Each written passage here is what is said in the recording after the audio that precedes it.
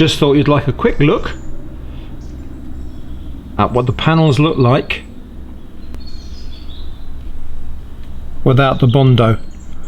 As you can see, wire brush and a grinder got rid of most of it. I've dug out some of the repairs.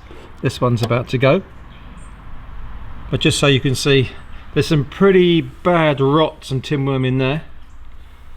So I am gonna replace this panel. So today I'm going to start drilling out these spot welds all the way along there, tidying this up.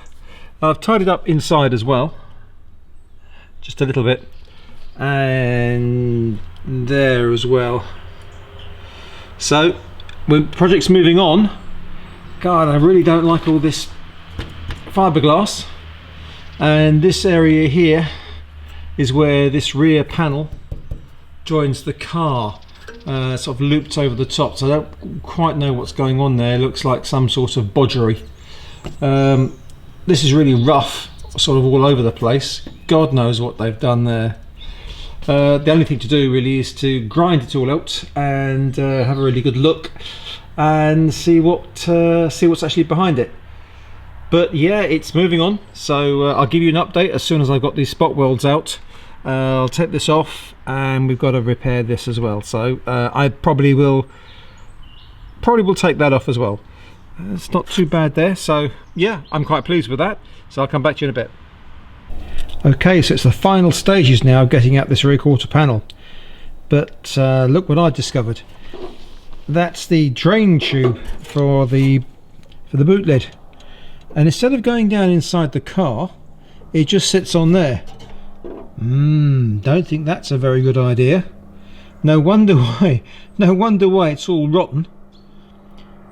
Okay, so I'll come back to you. I'm going to try and get this out tonight, and we're going to see how we go. So I'll come back to you in a tick. And there goes the panel. Let's take a quick look so you can see.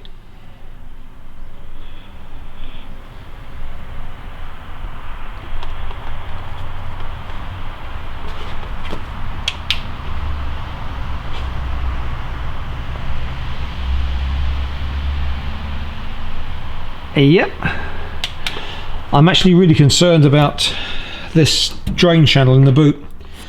It really does need replacing. You can't get the bits for it, so I don't quite know what I'm going to do. It is just so rotten. You can see the Bondo that someone's done underneath there, the filler. Oh wow.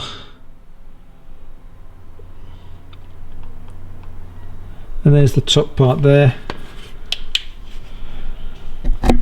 of the stiffener plate and the quarter. So we're going to repair this, and we're going to do this part of the car on one side at a time. Next thing that I'm going to do is have a look at straightening this out and doing that there, getting it all sorted, and try and get one side of the car done. And it's just a question of remembering which panel goes over what part. So the panel slips under there. Yeah, look at this filler. Oh wow. Okay, but I just thought you'd like to see that, and it wasn't too bad. It's just a question of drilling out the spot weld, so it's quite an easy job really. But it was stuck on here and stuck on the base part of the inner fender in there, so just a question of drilling it all out and sorting it really. But there you go. Yeah, pleased with that, but not pleased with that. I'm concerned and worried about that as to what I do with that. Nasty. So I've decided that any panel which has got sort of more than 2 repairs on it is to replace, and especially this panel, this rear stiffener panel here, it's £25 or something like that. So I'm going to replace that, and obviously I've taken the patch that they had on there off, and you can see a nice big thick wedge of filler on there, so I'm going to tidy all that up, weld a new piece in there, and probably sort this out in here. But if you have a look, okay, have a look at this. So this is where the chassis mounts to the rear of the back of the car here. You can see there's a big crack all the way around that edge there, and it's only held on by a really small amount, and it's cracked right the way along. It's actually moved away there, so we're gonna have a little look at that. But interestingly, what I did notice about the car earlier on, and I didn't have the I couldn't fathom out why anyone would do this, is that if we move around to the back of the car, okay, you'll notice that the bumper iron holes, the ones on the right, okay, it's much bigger and much lower than the ones on the left. Interesting. Why would anyone have elongated those holes?